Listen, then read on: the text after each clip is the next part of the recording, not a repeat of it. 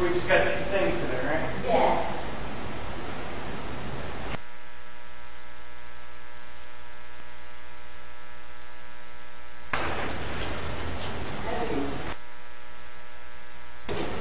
Good morning, how are you? Good, how are you? Good, thanks.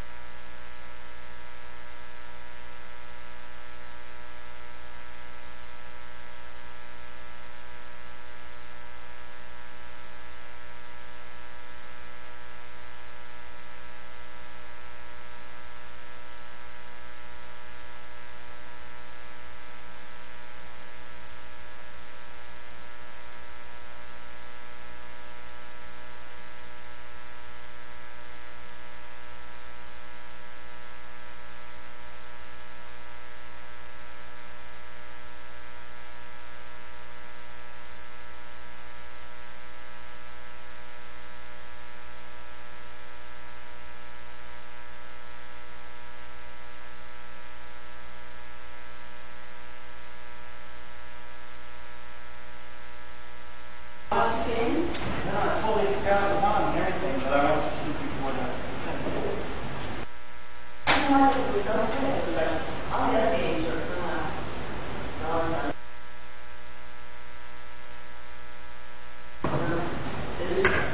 Yeah, for some reason I forgot it was last night.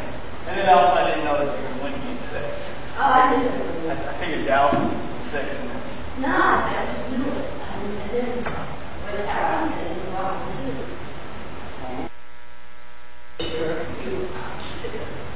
There was a nail like, oh my God. yeah, it's got, At the end. was there any controversy this time? Or No. they won it pretty clean? They were pretty good. Well, because that other game was a mess.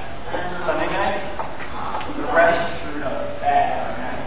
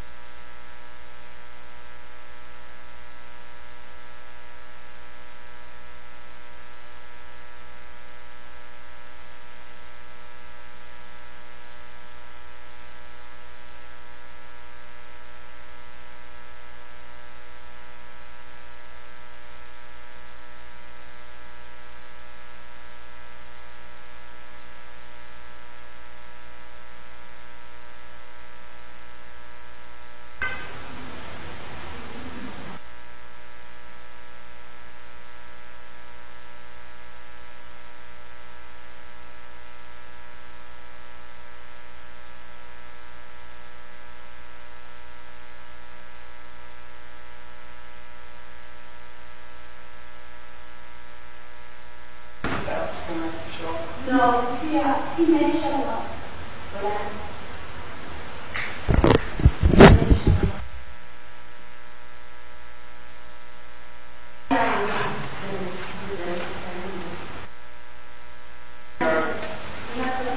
How you doing, Fran? good, how are you? Good, thank you. How's that baby? Good, getting ready. Yeah, he went today for his 4-month check. Oh, my God. He'll be grouchy tonight when they give him his shots. Oh, yeah.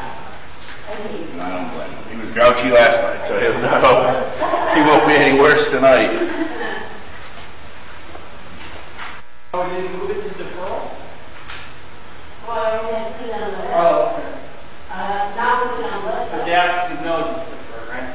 Raise goes to the office. Here, James. I do here.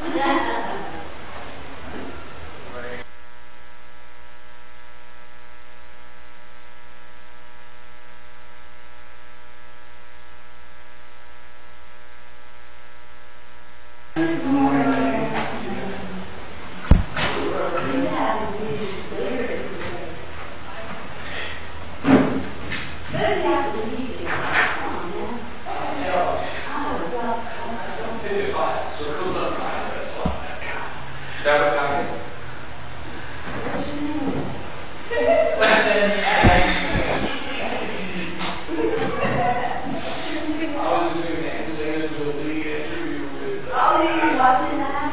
Yeah, that became a back and forth. You're welcome.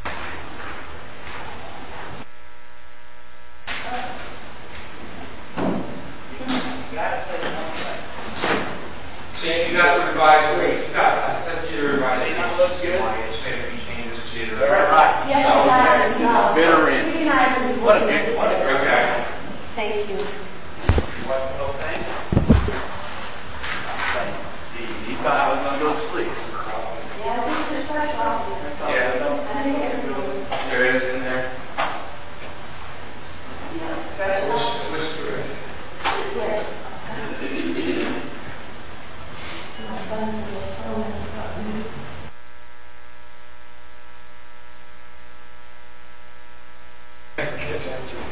Oh. About Africa.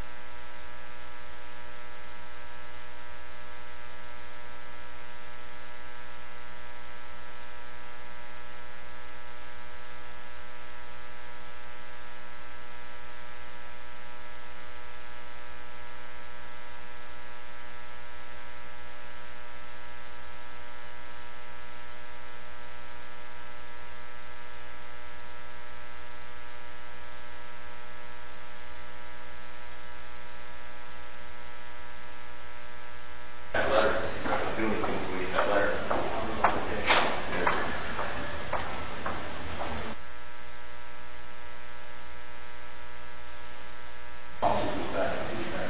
Was there anybody big deal, whatever? Hello, how are you, sir? Congratulations. Thank you very much. Good luck. Yeah. Welcome. Welcome to the married world. Yeah. Again? This is Ed Powell. This is the, This is where we have been on the others. zoning. I think zoning board. Good morning.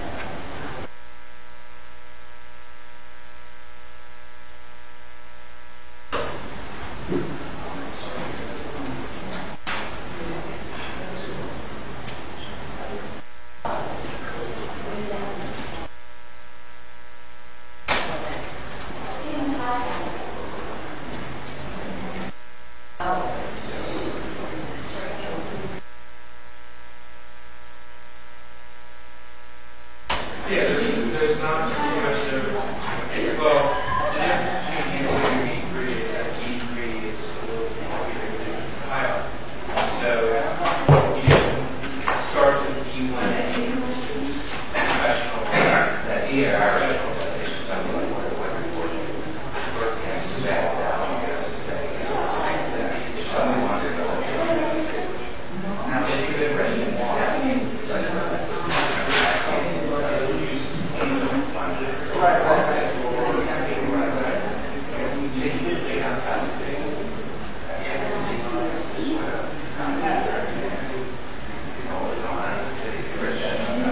well, first year is to see what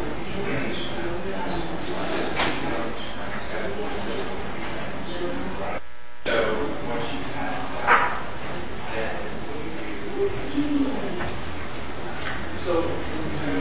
Good morning. Good morning.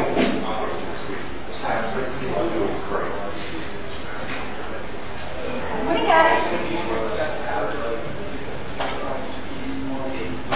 This is new. Good morning, good morning.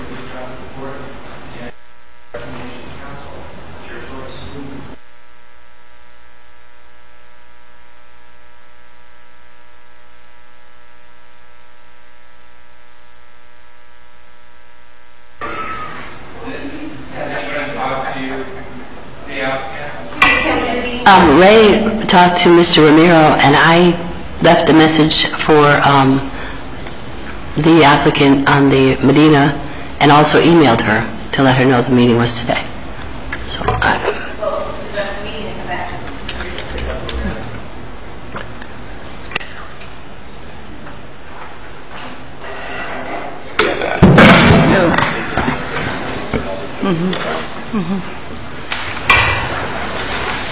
He's the one we denied. Did he ever clean it up? Good morning, ladies and gentlemen. I call the meeting of the Planning and Zoning Board for Wednesday, June 21st, 2006.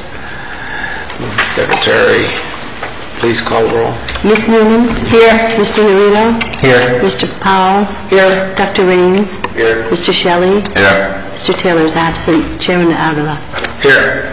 Thank you. Next item on the agenda is the approval of the minutes for June 7th, 2006. Do I have a motion for... I'll move. Ms. Newman so moves. Second. And Dr. Raines seconds.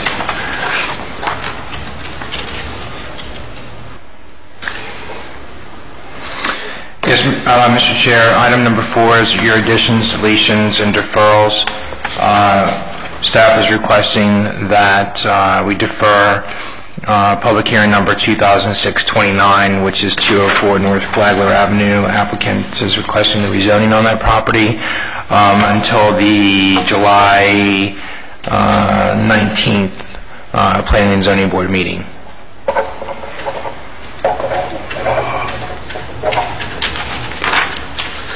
Thank you, Counselor. Is there any unfinished business? Not hearing anything. I guess there's no unfinished business.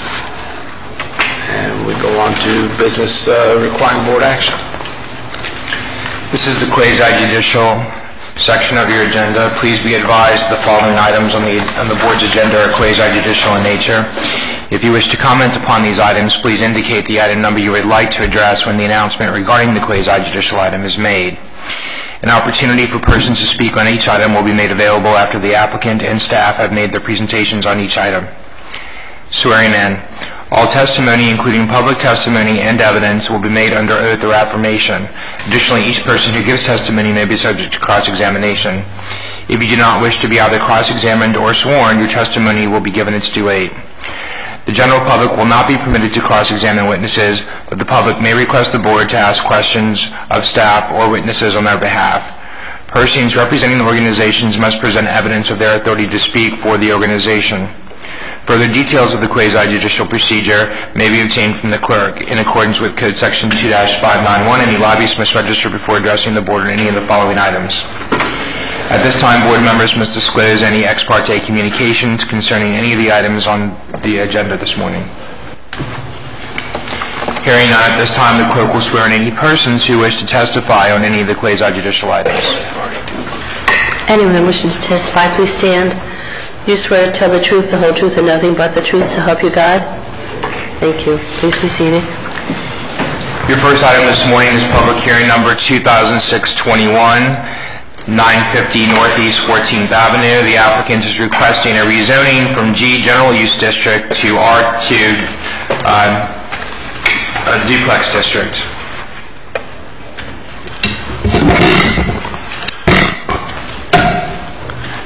Good morning, Chairman, members of the board. My name is Martin Schneider. I'm with the Eiler Planning Group. I'll be reading from the city staff report.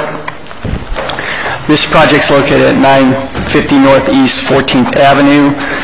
The applicant's requesting a rezoning from general use to R2, which is 1 and 2 family residential. The site is just over an acre in size, and it's about a half block north of Campbell Drive, and it's located on the southeast corner of Northeast 14th Ave and Northeast 9th Street. Currently, it's a single-family residential house. The future land use is medium-density residential.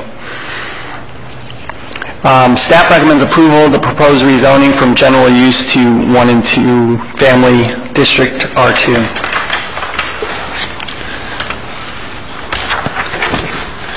If you look at the surrounding neighborhood, it's currently a mix of medium residential use, low-density residential use, and light commercial use, future land use designations.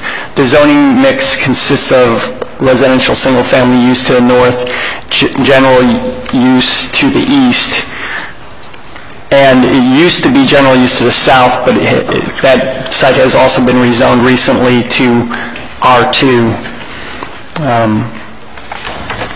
There's also some business along to the south along Campbell Drive, and there's townhouses to the west.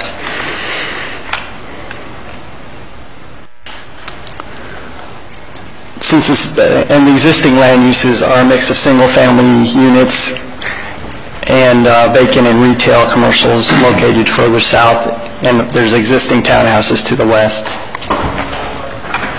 Seems to me that it was a daycare.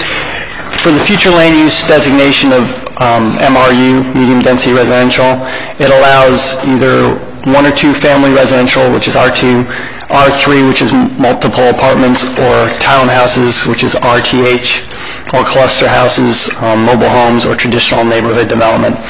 The rezoning request to multifamily residential use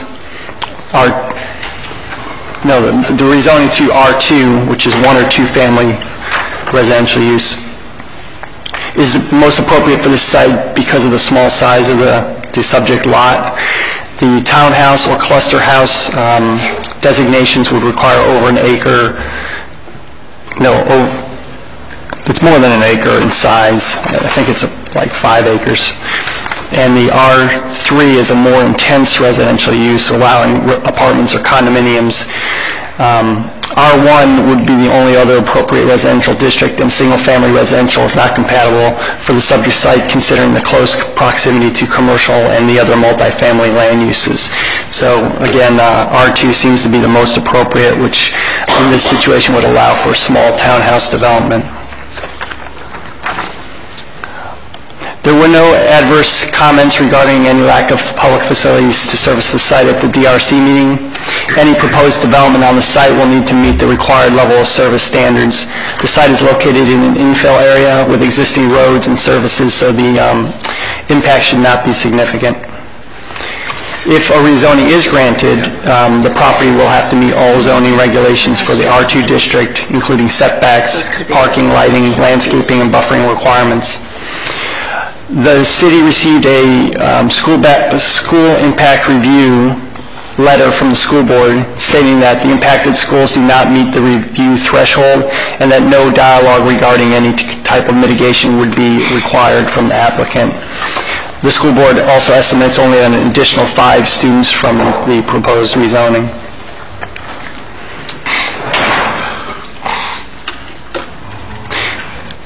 Again, there were no significant comments from the DRC.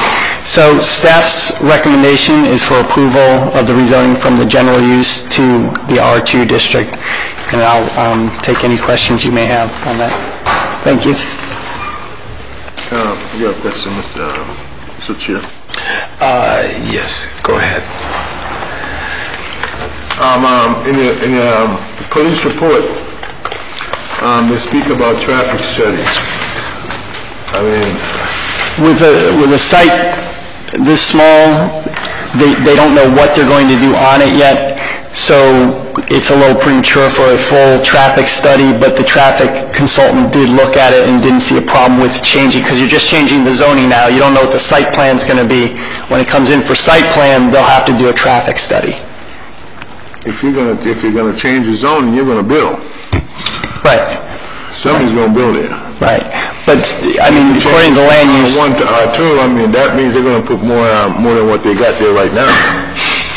Right. But So, if I just might add, the rezoning is not the time at which you look at the site, at traffic analysis. Traffic analysis comes in at the site plan level. When you have a rezoning tied with a site plan, then that's normally, in the past, that's when we've always gotten this, the traffic impacts analysis to be done.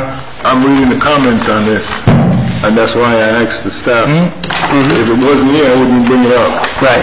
Yeah, the public safety member who's on the DRC board always brings up traffic. He's very concerned with it, so he always wants it.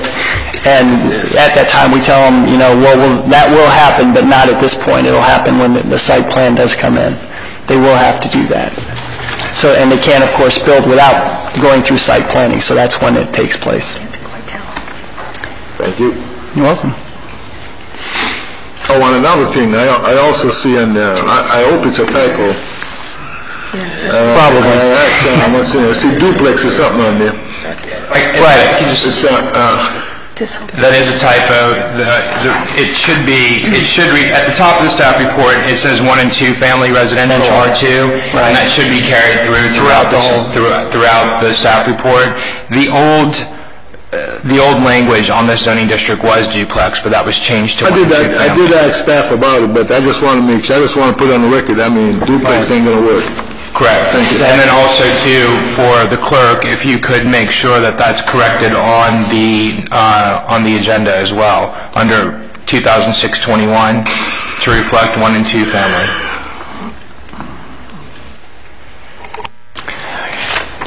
Yes, the way the R2 district is currently, the main kind of development you'll get in that will be small townhouse development. You won't really be getting duplexes. I'm objected to duplex, but I mean, in other words, I think the city have enough of it, and I mean, duplex gotta be in some kind of code agreement and variance agreement, but not in that section. Thank you. And I have another question. Does not R2 include also congregate living facilities? I believe any of Yes, it does. It allows you to have type 1 and type 2 congregate living facilities. So congregate living facility could be placed on that site? Yes, sir, but we have staff that diligently looks at the zoning requirements, and if there aren't any nearby, there's some distance requirements that have to be looked at before they're allowed. Okay, thank you very much. And there are also very strict size requirements as far as number of beds on that too, that the state regulates. Okay, perfect. Not that I don't think staff is adequate, but when I see things like these, I mean, jump up at me, I'm gonna ask. Because I want able to go out and defend my staff, because, I mean, there was no opposition, but there was concern from the neighbors in the area.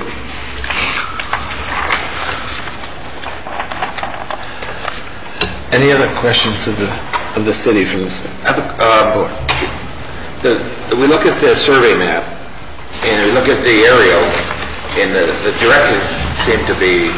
In the front page, Yeah, nothing, you look here. nothing agrees. We're having trouble finding out where the site is. It said southeast, but is it... Okay, yeah, let me take a look. It might be a typo. You're talking about in the text description of it? It says There's a couple of southwests in with the northeast. Where is it on the aerial? Because we see several Gs. We're looking at corners here, trying to figure it out. Which one of the G's? It's Right back at Deer's Market. It's the G basically in the middle of the page, south of Northeast 9th Court. The survey says 9th Street and 14th Avenue. Your description says southeast corner. Yeah, that's And then the map, incorrect. we can't figure out which one it is. It's the one above the R2, it's the G above the R2. It's kind of outlined, but the description, Is I the believe... survey wrong too? Survey is incorrect as survey? well. Let me see. They have it as Northwest 9th Street, not Northwest 9th Court. There's a Northwest 9th Court that really butt up to it, though. Is that wrong? Yeah, it looks wrong to me. Wow. In the 9th court. Yeah. So the entrance would be on 14th Avenue? It's on 14th Avenue, and Northwest 9th Court goes straight to the property. This way. Yeah, I believe the survey's even wrong. It says That's northeast. why we've all been confused up here, trying to figure out which Yeah. one it was. It should be Northeast 9th Court. Yeah, court. And that would end up being the southwest corner, Right. not southeast, Yeah, let me look at that one. southwest. It would be 14th. Southwest corner of Northeast 14th Avenue, Northeast 9th Court. Yes, that's. You guys are right. That's a mess. We'll correct that. Do you guys all know which site we're talking about now? Yeah. It's the site with the G that's basically in the center of the page, above the R2. Okay. But yeah, the descriptions are very poor in the report, and we'll correct that. And they'll need to correct their survey too. Yeah, but the survey definitely will need to be corrected.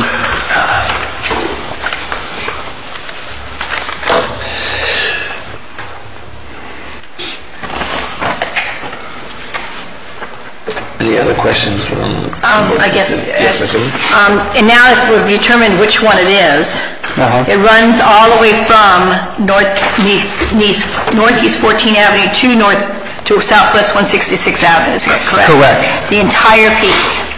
Yes, the top portion, and then the whole block, the bottom part of the block was changed to And R2 they state recently. that it's 1.25 acres more or less, 44,867 square feet. Well, 44,867 square feet is just barely over an acre, not anything close to an acre and a quarter. 1.8 acres. Does that make any changes on what's allowed? Well, that could have to do with the way you measure gross acreage. And gross acreage, you can go out to the center line of the road. So that is also something we need to make sure we got correct. But It's 43,560 square feet. So it's just barely over an acre. Yeah, so Yep. the staff report says 1.25. Plus or minus, right, but that's not even close to an acre and a quarter. And I think that's, in the real estate world, that is fluffing a lot.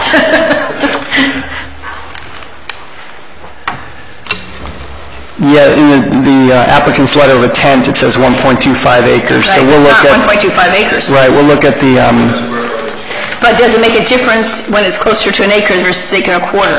well, the difference would be the number of units they would be able to fit on the lot.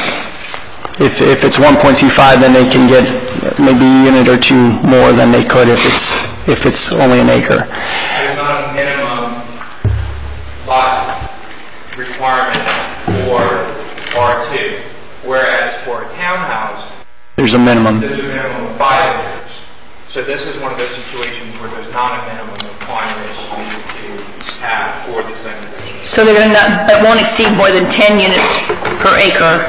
Right, definitely not more than 10 units. So you're looking at 10 units, maybe 11, depending on what their Something actual like- yeah. size is. Right, depending on parking setbacks, all that. So they have to provide you another survey with corrected information. Right, they'll have to correct that all on the survey and probably correct the letter of intent. Ms. Newman?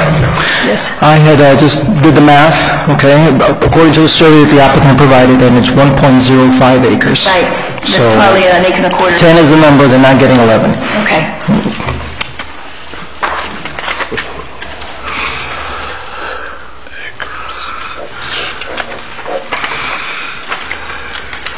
So they're asking for the rezoning at this point in time from general to R2, which will allow them to put in townhouses? Correct. Or cluster homes? No. No. Just townhouses? Townhouses, or they could still go with single family. Or single family? Yeah. That's it. And single family with minimum size lots of, doesn't matter? Like The regular lot size would be 7,500 square feet, unless they went for some kind of So they're not going to variance. go for that, I'm sure. Okay. Yeah, most likely, I believe they'll probably do a townhouse development similar to what's still directly to the west of them. Okay. That'll work. So,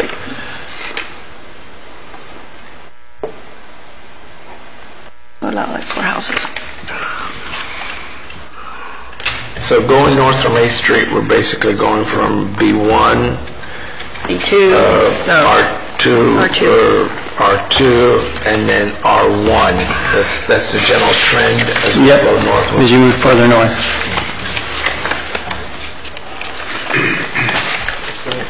When you get to 10th Street, it's R1. Right. One other question, Mr. Chair. Go ahead, sir. Out of curiosity, on the other side of the street, on the on 9th Court, and from 9th Street to 9th Court, 14th Avenue, those Gs there, what are currently on those properties now? Are those single-family home on those properties? Yes, one of them is a single-family home. I'm pretty sure the other one is also, but I'm... Because I know farther down in the B1, that's a daycare, I know that. And then B1 on the other side is a Grove, which will eventually go commercial. Right. So, and then there's townhouses to the west. Yep. And single-family to the north. Correct. And the zoning on that other lot is R2, but it's a single-family home that's there. You mean directly to the south? Directly south of it. Yes, at this time. And that's just a house. And that's one that just came in a few months ago also. And it got zoned? From G to R2, same as this. So the whole block now is consistent. Okay. April, I believe. April of this year. Okay. Any other questions? No questions? If not, we'll hear from the applicant. Good morning. I'm here representing the owners, Pablo Maria Medina, and I'll answer any questions you might have. Our intentions, just for the record, is to build townhouses. Your name and address for the record, please. Maria Hidalgo, 8260 Southwest 114th Street. Thank you.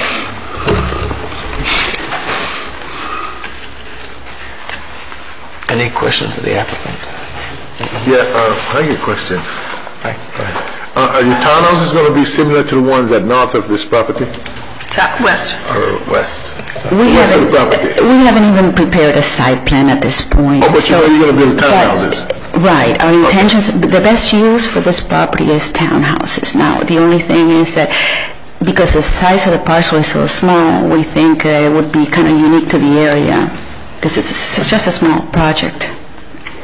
But as far as the size of the townhouses or the elevations, we're not there. No, I'm not. I mean, you know what I'm talking. I mean, west of that, they got some townhouses. I just want to know if they're going to be, those townhouses are nice. Don't get me wrong now. They're all right, but I just want to know what, I wish I could tell you, but right now, we don't even have a site plan. But you know you're going to build townhouses. Right. Okay. Mr. Chair, I have a question. Yes, Ms. Egan. In the school impact analysis that was done, it said here, again, it mentions the 1.25 acres, which needs to be corrected again, and it mentions 8 units. How was all that derived, if you're allowed 10 per acre? I believe Patty Good would be able to answer that question. Patty Good, the school board representative who does this. Because excuse me, staff, will we have to have another school impact analysis done for the corrections? No, because we're decreasing it, we're not increasing it. Okay, but they have 8 units here. That's what the information was based upon, 8 units. Right, and I don't know how they do their figures, but that's what they do for 1.25 acres for townhouse. And like, Less acreage, it's going to be less units, so the impact's going to be less. according to that. But in reality, we know it's going to be 10 units instead of 8. Well, that's the max they can do. I don't know, if it'll fit yet with parking and that kind of stuff. That's the maximum allowed. And then, depending on all the So the setbacks school and doesn't stuff have to like do that. another one of those? Okay. Right. Any other questions of the applicant or the board? Any other questions? If not, we'll open the floor to public hearing. Any comments from the public regarding this application? Any comments from the public? If not, we'll close the public hearing. Barring any other questions from anyone, I will ask for a motion for approval of this application. Do I hear a motion? I'll make a motion to approve. Okay. I'll second. We've had a motion and a second. I'll second the motion. I think we had a motion and I think we had a second. Mr. Shelley, seconded. Right, Mr. Shelley seconded. Now for the vote, please. Ms. Newman? Yes. Mr. Norito? Yes. Mr. Powell? Yes. Dr. Raines? Yes. Mr. Shelley? Yes. Mr. Taylor? Yes. Chairman Avila? Yes. Thank you. Motion passed. Thank you. Moving on to your final public hearing item this morning, 2006-30. It's for 610 North Flagler Avenue. The applicant is requesting a rezoning from B2 Retail Commercial District to B3 Liberal Business District. This is public hearing number 2006-30. City report, please. I thought there was a deferral on this. Okay, this is public hearing number 2006-30, 610 North Flagler Avenue, rezoning request from retail commercial business B2 to liberal business B3. It's just over an acre site that's located on Flagler Ave, just south of Campbell Drive. Currently, the property is a warehouse building. The future land use is heavy commercial use. The current zoning is retail commercial business, which is B2. This site has been rezoned from general use to retail commercial business B2 in August of 2004. The adjacent property to the south of this parcel was also rezoned from G to B2 at the same time in August of 2004. The applicant is requesting to upgrade from B2 to B3 zoning. Staff recommendation is for denial of the proposed rezoning to B2 from B2 to B3. The reason is the site is close in proximity to Campbell Drive, which is a major gateway into the city. It's adjacent to the future busway and a stop, and to Miami-Dade Community College. Because of the close proximity to these surrounding uses, B3 is considered too intense for this location.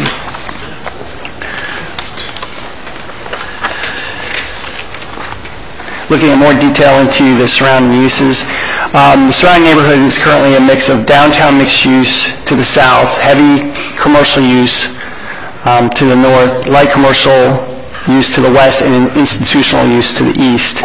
Those are the future land use designations. The zoning mix consists of general use, liberal business, commercial uses, and government properties.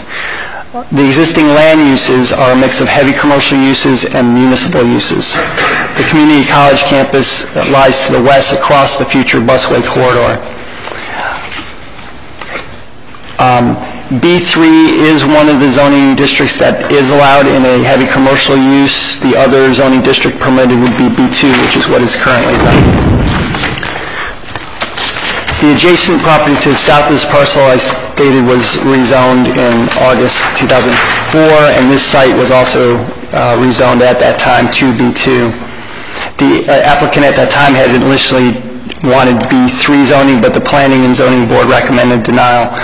The subject property is located further from the downtown mixed use, but is closer to Campbell, which is your major commercial corridor and gateway into the downtown. Some of the B3 uses: airplane repair shop, animal hospitals, automobile painting and body shops, pawn shops, secondhand stores, are considered too intense for this site. While rezoning request to B3 may be appropriate for the site due to its location near the power plant and other heavy commercial uses, B2 is more appropriate due to the stated facts that it's near Campbell Drive, the busway, and the community college. There were no adverse comments regarding any public facilities or services during the DRC meeting. Any proposed development on the site will need to meet the required level of service standards.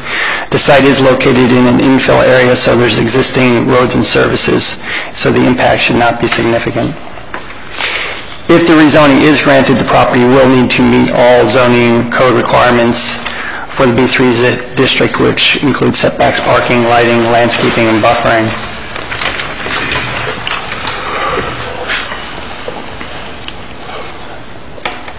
So just to restate, staff recommends denial of the proposed rezoning from retail commercial business B2 to liberal business B3. That's it for the staff report, and I can take any questions, and Rick Stouts from the CRA is also here if you have any questions. Thank you. From the CRA's perspective, we would oppose it being rezoned from B2 to B3.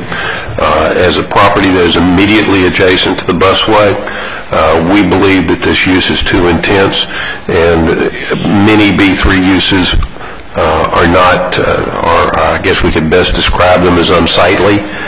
This will be immediately adjacent to where the buses will be coming into and out of town as they approach our downtown. The argument could be made that right now you could build an 8-foot wall to block off some of that view, But in the future, when the Metro Rail comes through, it will be overhead, and there will be no way to block off the use. So we would hope that this property will not transition to B3, that it will remain B2. In fact, we would prefer, if he were here, requesting that it be downgraded to B1, but that's neither here nor there, because you could do a B1 use in a B2 zone. But we are opposed in the CRA to changing the zoning from B2 to B3. Again, to reemphasize what Marty said, this property went through this process 2 years ago. There was significant discussion at the city council level related to the proximity of the busway, and the city council voted overwhelmingly, I don't remember what the vote was, but it was an overwhelming vote, that the property not be rezoned to B3. And it underwent significant discussion at the city council level at that time. I certainly can't speak for the city council as to what their decision would be today. Thank you, Mr. Stotts. Any other comments from the city? If not, I'll ask if there are any comments from the board. I have a question. When the applicant came in, as far as the project, you're denying the zoning. Now, was there any discussion with the applicant about options? Is it a hostile situation where he's going to go for the zoning in spite of the staff recommendations? How does the staff? I wouldn't say that it's hostile. I would just say that the applicant would like B3. Staff doesn't think, or as provided in your staff report, nor does Mr. Stouts believe that that is the applicable zoning category that should be applied to this particular property at this time. So the staff and the applicant, they didn't come to any meeting of the minds, compromising? Well, there's no compromise to be had, really. There's already an existing use on the property that he's utilizing. He seeks a more intense type of use in category zoning for the property. The historical view on this property is that it should not be that. The applicant was rezoned to B2 2 years ago in April of 2004. He's now seeking to come back through to get a higher intense use on this property. So the applicant can speak to you in regards to his intentions on the property or why he's seeking, but it's not hostile in any way. It's just staff has a different position than what the applicant's asserting at this time. Thank you. Thank you.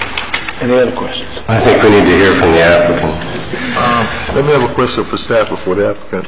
Staff, did you advise the applicant what he could put there? Yes, at DRC, we had the same recommendation that they just stay with the B2 zoning, but the applicant wanted to go forward and see if you and or council would be okay with the B3. All right. If there are no other questions from the board, then we will hear from the applicants. Sure. My name is Jose Romero. I live in 1740 South Golden Eye Lane in Homestead. This property for the last 2 or 3 years have been trying to rent it. This is across the street for the power plant. When the power plant go on, the building shake and the smoke come through the building. It's only 50 feet from the power plant, and I couldn't rent it. And right now I'm trying to put a door and shutter company there. And in order to put doors and shutter inside the building, I needed a B3. So it's between the B2 or B3, but Freyo Trees told me for a doors and shutter company, it should be a B3 to get what I'm planning to put in that building. So this is across the power plant. When the power plant go on, you're all welcome to go over there. The whole building shake, the smoke that comes from across the street. This is across the street for the power plant. And in that area, most of the lot, they are B3 in that area.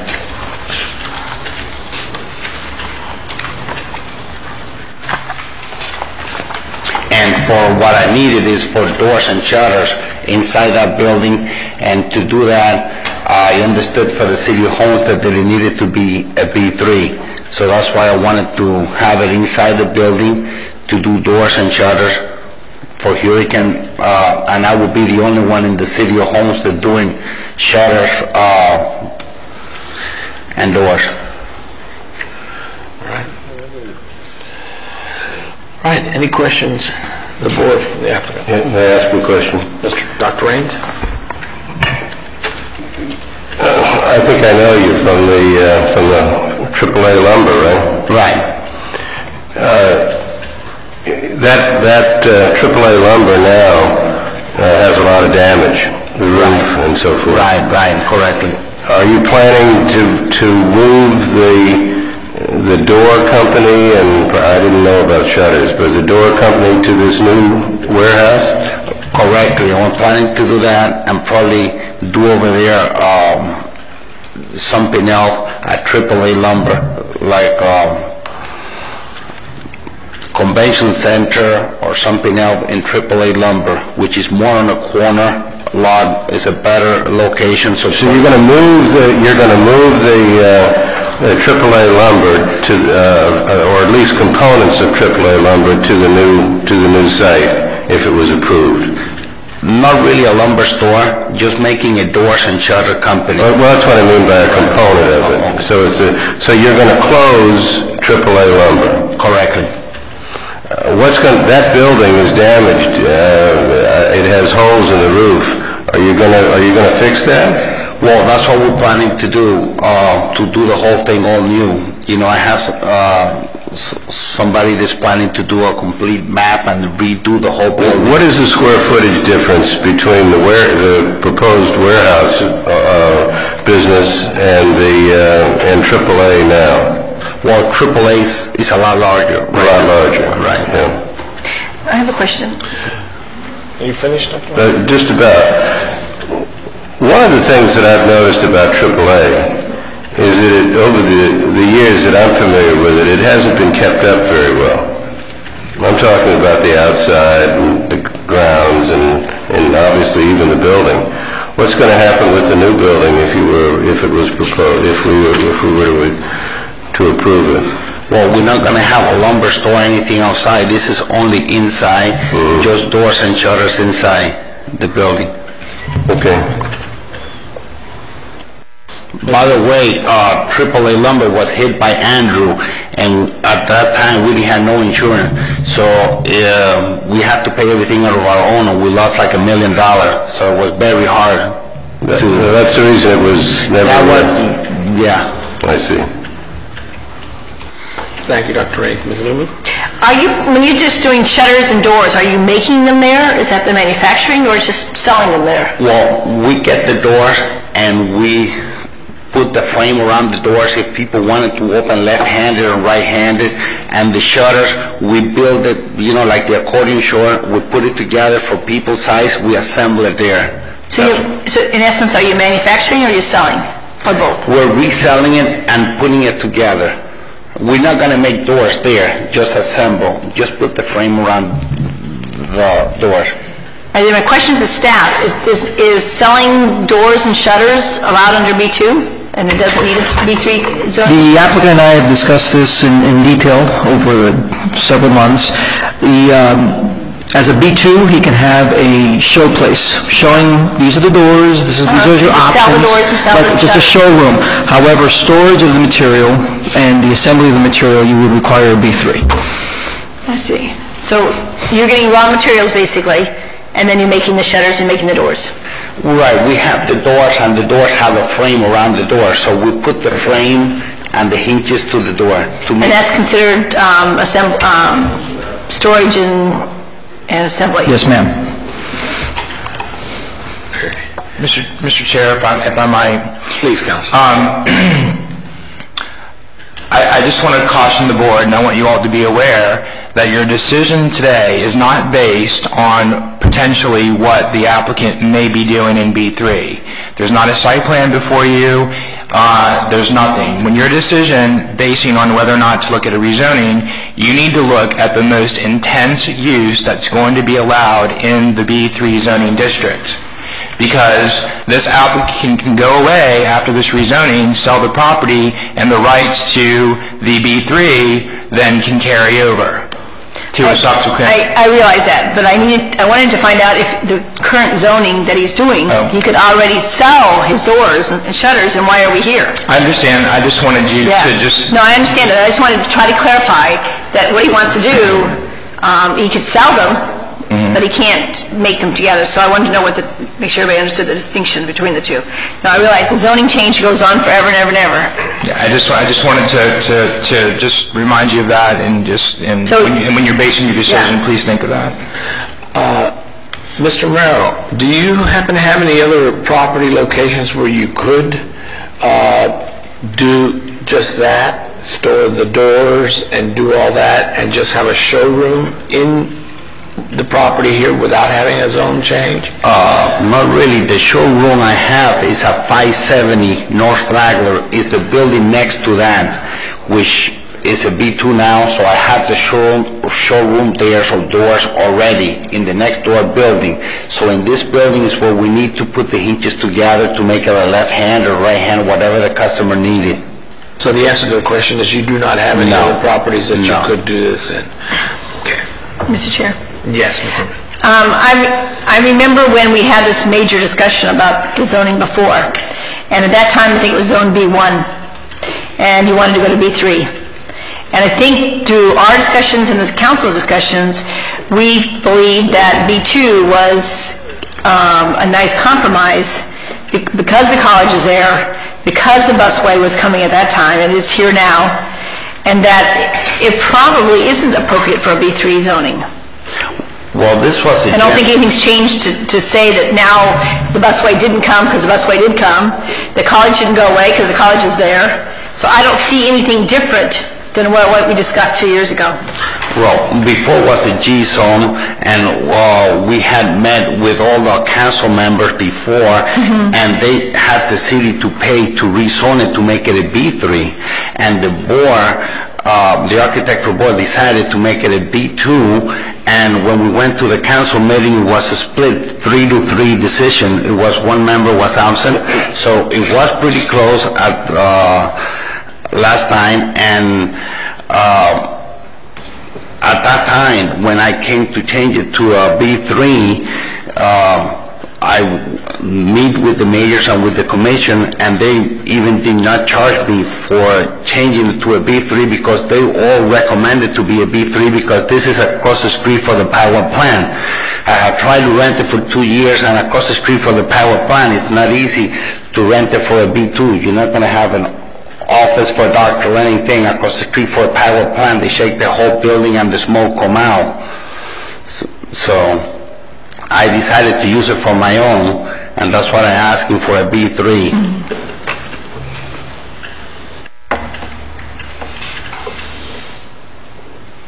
Does the board have any other questions of the applicant? Any other questions of the applicant? If this is not approved, what are you going to do with AAA? I don't know.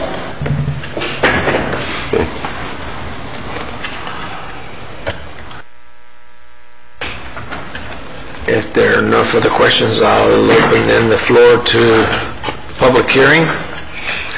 Any comments or questions from the public regarding this application? Any comments? How long has AAA been in business? Since 1979. Okay. All right, if there are no comments from the public, then I'll close the public hearing. Any further comments from the board or questions? If there are none, I'll ask for a motion. I make the motion to deny the rezoning from B2 to B3. There's been a motion from Ms. Newman for denial. Do I hear a second? My second. And it's been seconded. Vote, please. Mr. Norito? Yes to deny. Yes. Mr. Powell? Yes. Dr. Raines? Yes, regrettably. Mr. Shelley? Yes. Mr. Taylor? I'm voting on staff recommendation. Yes and no. Ms. Newman? Yes. Chairman Avila. Roberta, yes. Motion passed. Thank you. Thank you. Moving right along, Mr. Chair, you have no legislative matters, so moving to item number 7, which is business from the audience. Okay. Any business from the audience?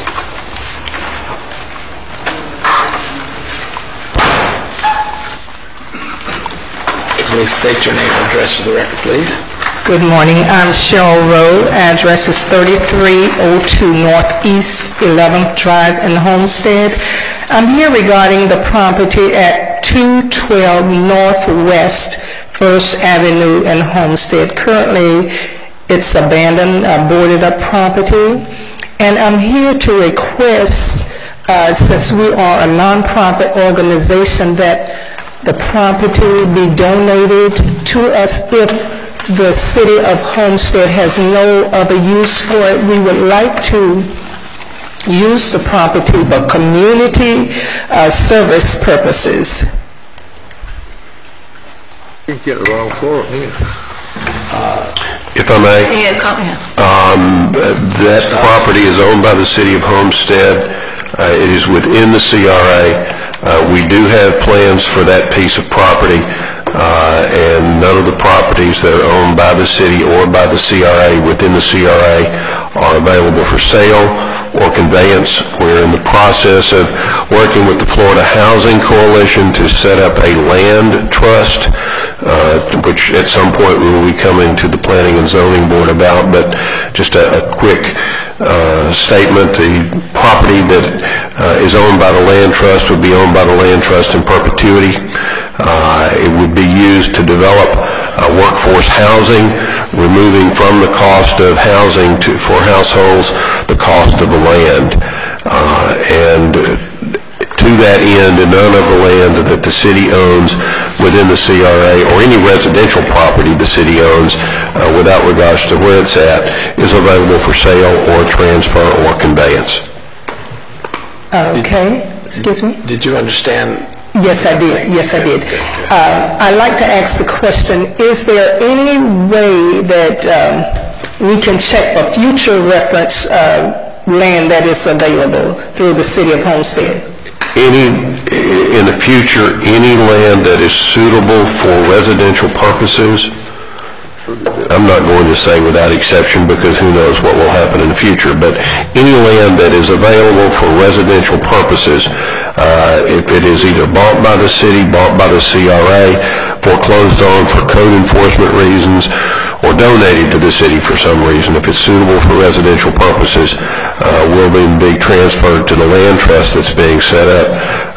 And if the property is not suitable for workforce housing, then it probably would be put on the market for sale to the highest bidder, and the proceeds used to acquire property or to help further workforce housing. Okay, thank you very much, sir. Can I ask a quick question? Is this property an eyesore? No, it is not an eyesore over at 212. It appeared to be possibly maybe of a community center at one time.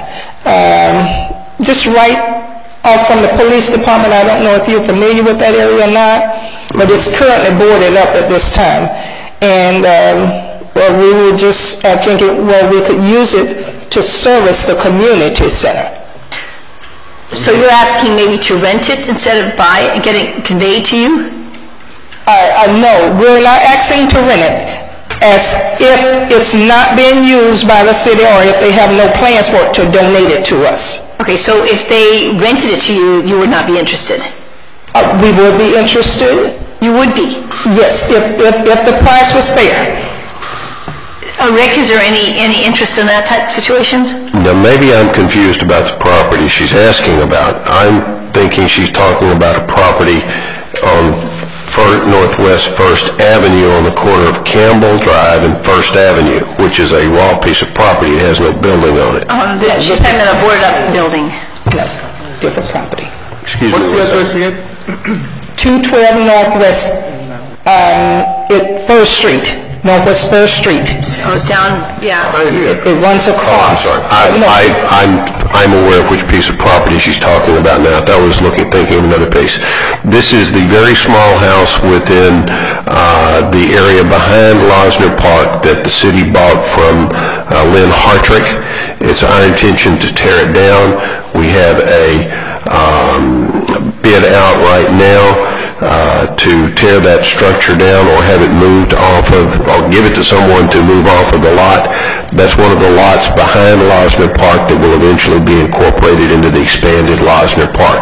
That's a very small two-bedroom house that's kind of elevated directly behind floors to doors. Is that the one you're talking about? No, I believe I know the property he's speaking of, but that's not the correct property. It's right at the very corner of Northwest First Street. As you turn... And 2nd Avenue? And 2nd Avenue. Northwest First Street and 2nd Avenue. Right at the corner. As you turn off of Murray, right on Murray, yes, right there. Northwest First Avenue and 2nd Street. Mr. Chair, may I make a suggestion? Just have them check it out. We'll just have Mr. Stouts meet with this lady after the meeting so that they can look at a map and determine what property she's referring to. Northwest First Avenue and Decided it's 2nd Avenue. Northwest 2nd Avenue and Northwest First Street. Close to the fire station there, there's a board in that building there. I don't know if the city owns that. Yeah, I agree. Let's just have you talk to her later. Yeah, I would suggest you meet with Mr. Stouts, and maybe a better forum would be the city council. I would like to also see a map, but my memory of Northwest First Street is it runs right through the middle of what's behind Losner Park. Right.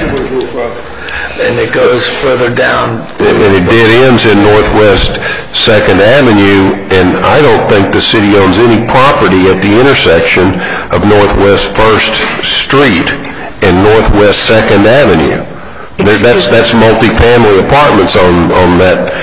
Well, actually, it's only 3/4 because First Street doesn't cross 2nd Avenue there. Get with her.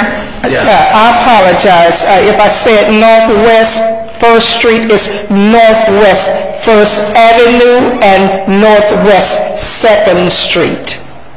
Okay. So that's across from the fire station, Rick. That's the old radio station? Station building, yeah, I think that's what it is. Well, I think the city got plans for that too. Okay. So I mean, as a matter of fact, anything, I could speak on that. With Dade County and the Empowerment Trust, most of your lots are acquired, and what we're going to do is build workforce houses for people of the low income section down there. So most of your lots are designated, and right now we're in the process of getting permits and plans to build most of them. I see. Okay. So that lot that you see, probably not even owned by the city, probably owned by the county. And everything the county owns, the city owns it, and that's what it's going to be. For code enforcement. Okay. All right. Thank you very much. Thank you. All right. Any business from the Planning and Zoning Board Director? There is none. Any business from the Urban Designer? No business from the Urban Designer. I think she stepped out. Any business from the CRA? Yes. Just one thing. We had hoped to bring to P&Z the CRA amended plan by now. I spent about 3 hours with the county TIF committee last week, and where I expected to find minor comments, I found major comments. They're changing their philosophy and the way some things are being done. So instead of being able to bring it to you this week, I'm going to be working diligently to try to get it here by the 17th so that you can begin to review the amended CRA plan. I want to get it into your hands in plenty of time to look at it, because it is a thicker document, and I want you to have an opportunity to look at it and digest it. So we will probably be trying to get it into your hands ahead of the board meeting, further in advance of the board meeting than you normally see things, because it is a thicker document. If we do not get it done in time to get to you for the 17th, we'll bring it to you at a subsequent meeting, but I'd rather get it to you in adequate time to look at it than rush it up to you. Thank you, Mr. Stott. Any business from the city attorney? None, Mr. Chair. Thank you, sir. Any Mr. business Villa? from board members? Mr. Vian, if I might just make sure, one other thing, I think everybody's aware of, to make sure in case they didn't catch the email the other day, there is no meeting on the 5th of July. Just make sure everybody's well aware of that. It wasn't on the new agenda, so they did cancel it. Right. Okay, just making sure. No hangovers. No, thank you. No, thank you. Any business from the board members? I would like to state, yes, I will not be here for the next meeting on the 19th of July. I got a little something. Miss Calamares, did you come up 8th Street this morning? That's the reason why you're late.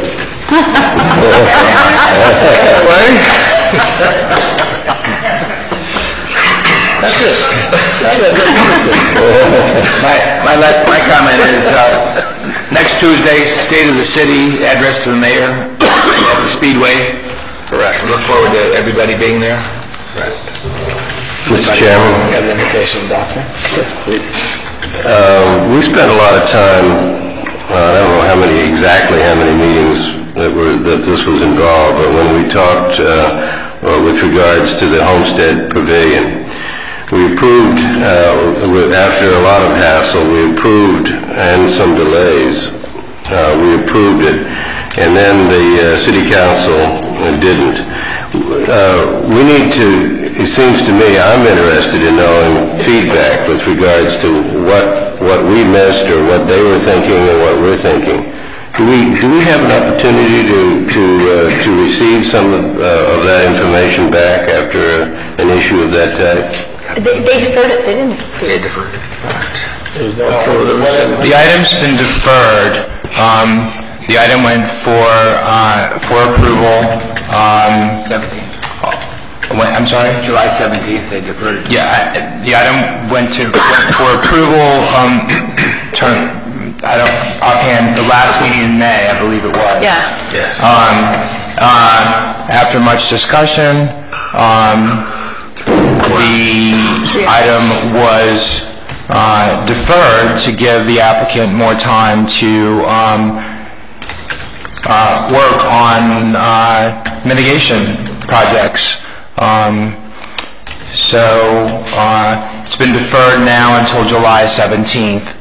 The applicant is working with staff on trying to present the appropriate traffic mitigation in order to meet concurrency for the project at this point.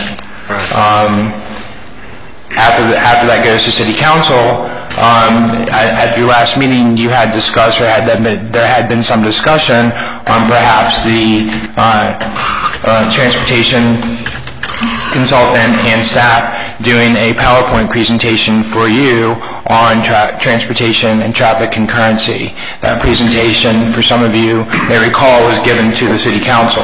So I'm sure that staff can make arrangements to present that same presentation, the overall broad scope, the statutory provisions on transportation concurrency for your future review and for your knowledge. Is the traffic study that you were doing in the city completed yet? Mr. Chair, members of the board, good morning. If I may, maybe if for the next planning and zoning board meeting, we could do the presentation that we provided to the City Council. It talked about concurrency and some of the provisions for that project and in general as well. So if you all want for your benefit. I think would probably benefit from that. The thing was that when we talked about it, we made I will agree there was perhaps some disagreement with regards to whether or not there was concurrency or not. But our decision was based on the fact that we believed that it was. So if it wasn't, it's a different story. I think that after our meeting, the city went back and the traffic, and they did a wonderful PowerPoint presentation for the whole council. And it was much clearer, I think, with all of our concerns. They took those concerns and explained them very well. Yeah, but and then it still went on. Backwards to me. It still went on in a 3-hour discussion that night, and then it got deferred. But it's backwards. If we're here to evaluate the situation, then we ought to be given. In fact, I would say, and I've been on boards for 30 years. The first cut gets the biggest picture, not the last cut. If I might, I would just like to say, in all due fairness to staff, they were ready and prepared. They were not ready and prepared to give you that presentation because the applicant was wanting to come to you. Staff was not ready. You all said that they could come to the next meeting. They came to the next meeting. They still didn't have all the information they needed. So in all due fairness to staff, that presentation could not have been made to you on that meeting. They weren't prepared to do that presentation until the council meeting. Well, wasn't it, didn't we defer that at least once or twice previous to it? Still didn't have it, and I think all of our discussion created so many other confusions that staff needed to take all that and now put the presentation together to make it clearer for council. Let me say something. They wouldn't have known all that confusion before that point in time. Let me say something. Yes. I've been at, I don't know if Mr. Porter was here, but what DDI tried to do was try to go, they didn't come to the Planning and Zoning Board first to begin with, Dr. Ray. What they did, they went to the committee of the whole and tried to circumvent this whole situation. Then they come back to us with parking, which we gave them that. But I mean, when we want the information, and me and Mr. Shelley keep asking for information to substantiate our decisions, they were reluctant in giving us the information so staff could give it to us. And by that matter now, when staff finally get the information and they finally review it and they make their presentation, then it was clear at that point what we know and what we know is not what we saw. Correct. Because I mean, in other words, what council see is not what the council knows, not what we know. Well, that's wrong. That's exactly my point. That's what I was trying to say. Well, if the applicant doesn't make their information available in a timely manner that, I mean, our staff could review it, I mean, in honesty, we're not supposed to even make a decision, and that's why I was perturbed that day, because, I mean, we are making a decision without, the adequate information, and that was my statement. I'm not going to do that. Mr. Chair, additionally, there was information that we were given by the state and DOT about concurrency that wasn't available by the time that they came to Planning and Zoning Board, and additionally, the applicant gave us information that was right before Planning and Zoning Board. We didn't have adequate time to review it. So we had to do additionally an amendment to an amendment to the staff report after Planning and Zoning to include additional information we were given. And we made a PowerPoint because we thought it would be more clear and more visual for the public to understand it. And I think there were 4 members of the Planning and Zoning Board present at the council meeting, and I think that when they saw the presentation, it was more clear to them why the traffic consultant was recommending approval with conditions to meet the concurrency and the statutory provisions that the state has. So, and also the applicant didn't want to wait for us to be ready to come to you. They wanted to come forward, and it didn't give us adequate time to be ready to come to you, to all of you. But we will be more than glad to come to you at the next Planning and Zoning Board meeting and make an appropriate presentation to you. Well, but I still say it's after the fact. This is a different issue at this point. What I'm talking about is in the future, when a program comes to us, we ought to see actually in my opinion, more information than what the council would normally see, mainly because the council is being fed from other places as well. So that's my experience on working on boards. It's just the opposite of what happened here. And I don't think it makes either one of it. I don't think it makes the council comfortable, and I can tell you that it doesn't make me comfortable. I don't know exactly how the chairman feels, but the idea of having additional information provided, for whatever the reason may be, I recognize that we can always find reasons why something's going to be different, that the applicant did this, the staff didn't have time, we referred. Those are all excuses, really. And one day when we have a lot of time, or maybe at a cocktail party, I'll tell you what they teach you at medical school about what's called the drop ball theorem. I agree with you, Doctor.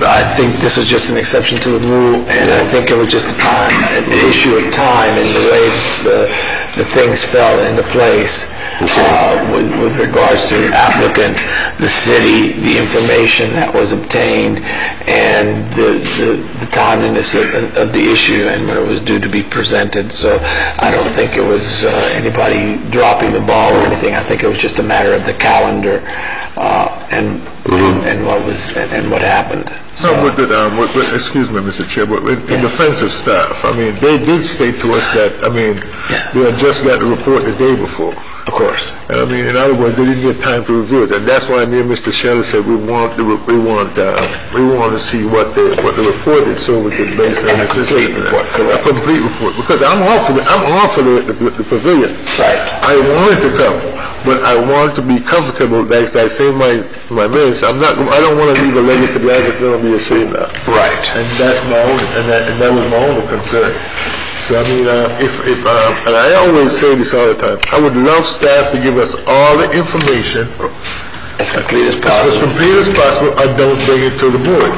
Correct. Yes. And I think this issue was just a matter of, which came first, the chicken or the egg, and who presented the information, how much was there, and it was just, it's not something normal. I think it was just an unusual set of events that happened. Well, to bring it to the committee or before they bring it to the planning and zoning board, that was wrong too. Correct. Because I mean, they're overstepping us. Yeah. You see what I'm saying, Dr. Ray? I didn't know about that. If that's true, I would have said the same thing. That's equally ridiculous. And there was the overtone of this was that there were delays. Right. And deferral and what have you. Their part. Right. And they're still delayed right now. I can tell you that. Okay. Yes. That's but hopefully we're sympathetic to that. Yeah, but hopefully on the 17th we'll have a complete picture and a much better picture than. They were the ones who asked for the deferral for July 17th themselves when they came to council last time. So they asked the council for a deferral. Yeah, and I think it's noted, it's not the project itself, it's not the building of the buildings, it's the concurrency. That's the issue. They asked for deferral. They asked for the deferral. It was on for the city council Monday. And they asked for the deferral. Deferred to a date certain, so this past Monday, and the applicant asked for a deferral until July 17th to continue working with staff to try and resolve some of the proposed mitigation problems in order to meet. Have you met? Is there anything you can say that has happened since with the applicant or the county as far as funds? I know Councilman Porter was talking about shifting some funds around the grants and things. They have met with Sherry and myself and some other applicants in our offices, and they are talking about working together with some of the applicants and funding some of the alternatives that we provided to them, option A or option B of the proposed mitigation, and they're also looking at other alternatives as well. They ask us for our traffic runs, our traffic simulations, and they're also looking at other traffic alternatives, and we would look at what they're proposing to us as well. All right. So I think, given that we're going to get the presentation on the 17th, hopefully that'll put the train back on the tracks, and we will begin the process of the 17th, go to the city council, et cetera, and it'll proceed down the line with the complete report so that it's back on track again. So, yeah, the interesting thing is that the applicant who was pushing is now kind of backed off. They kept talking about deadlines and lessers and things, and now they've kind of toned down their rhetoric a little bit. Well, it's going to be important for you to see this presentation on the 17th and for you to fully be aware of it, because you're going to have future projects that are going to be coming before you, or that may come before you, that may have the same type of circumstances and may be presented with the same condition that you'll have to approve. Correct. So I think it's going to be very important for you to fully understand and realize and see the presentation. And then once you have that material, then you'll be better informed and you'll be able to make whatever decisions you so choose. Right. Specifically to address your question, Mr. Powell, I'm not sure, I know that the city manager's office is still working with the county on the diversion of those county funds. The federal funds still have to be used there, but the county funds can be diverted from, so they're working with the county on that. It seems like there's a little bit of movement, you know. There's a little bit of movement on the county's money, but the federal money has to be allocated and earmarked specifically for that project. That's right, yes. Yeah. Mr. Chair, I did ask at the last meeting that Ms. Calamares make a presentation to show us what the traffic study is all about, the city and the adjoining area and the abutting area. So at least the rest board members that weren't privy to be at the council meeting could see what we're talking about. So in other words, it will just give us a foresight into future project, because one of the things I just didn't like is when they're going to say, well, we give Keysgate this and we give Keysgate this and they could get this and they could get that. So in other words, okay, so we've been giving all this time, but it's time when, when you ain't got no more money in your pocket to give, then your pocket becomes empty or the tank becomes full, whatever one it is. So we're at the stage right now that we just got to be precise in what we do and make the right decision, because I guess from previous decision that none of us was on the board at the time, right, we got to suffer the rhetoric for. So that's right, and I think we need to be more proactive. And hopefully on the 17th we'll get the train, like I said, we'll get the train back on the track and get the process moving in the way it should be done. Very well, if there are no other questions or no other comments, then we adjourn the Planning and Zoning Board meeting at 9:20. Thank you.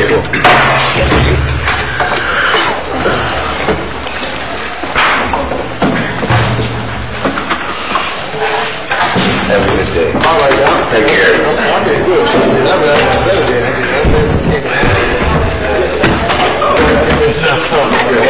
think